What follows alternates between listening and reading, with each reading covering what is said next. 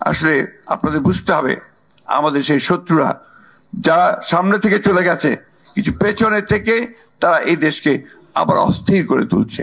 ছাত্র গণ অভ্যুত্থানের মূল সময়টা, সেই সময়টা প্রতি মুহূর্ত তিনি যোগাযোগ রেখেছেন প্রত্যেকের সঙ্গে, এমনকি ছাত্র সমন্বয়কদের সঙ্গে পর্যন্ত।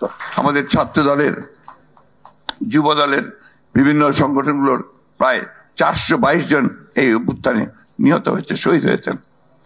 সুতরাং আজকে সমগ্র জাতি ঐক্যবদ্ধ হয়ে এই ফ্যাসিস্ট খুনি হাসিনাকে উৎখাত করেছে।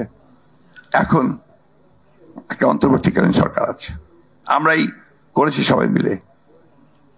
আজকে দেশের চারদিকের অবস্থা দেখে অনেকে একটু আতঙ্কিত হচ্ছেন, একটু উদ্বিগ্ন হচ্ছেন, যেগুলো কি হচ্ছে। আসলে আপনাদের বুঝতে হবে আমাদের সেই শত্রুরা যারা সামনে থেকে চলে গেছে, কিছু পেছনে থেকে তারা এই দেশকে আবার অস্থির করে তুলছে। এখানে আমাদেরকে অত্যন্ত সজাগ থাকতে হবে। দুর্ভাগ্য আমাদের যে আমাদের দেশের মানুষেরা কেন জানি না আমার সহনশীলতার বড় অভাব হয়ে গেছে। একটু ধৈর্য ধরতে হবে।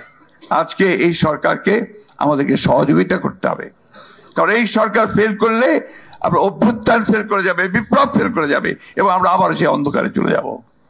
সুতরাং এই বিষয়গুলো নিয়ে আমার মনে হয় আপনাদের সকলের অত্যন্ত পজিটিভ চিন্তা করা প্রয়োজন।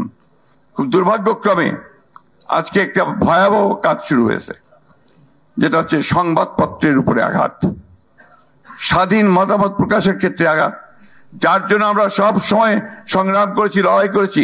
আমাদের দেশের খালেদা জিয়া তিনি প্রথম এই দশকে আসার পরে, 2001 সালে আসার পরে তিনি সংবাদপত্রকে সম্পূর্ণ মুক্ত করেছিলেন। সেদিন আমাকে বণিক বার্তার সম্পাদক তিনি আমাকে বলছিলেন যে আপনারা এই বিষয়টা জোরে বলেন না কেন, যে সংবাদপত্রের স্বাধীনতা সবচেয়ে বেশি ভোগ করেছে খালেদা জিয়ার সময়, বিএনপির সময়।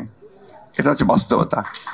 আজকে যখন আমরা দেখছি কিছু সংখ্যক হটকারী, কিছু সংখ্যক উস্কানিদাতা তারা বিভিন্নভাবে এই সংবাদপত্রের স্বাধীনতাকে বিঘ্নিত করবার চেষ্টা করছেন, ধ্বংস করার চেষ্টা করছেন, যেটা কোনো মতেই কোনো সচেতন মানুষের, দেশপ্রেমিক মানুষের মেনে নেওয়া উচিত নয়। আমি অনুরোধ জানাবো সকল সংশ্লিষ্ট সকলকে অনুগ্রহ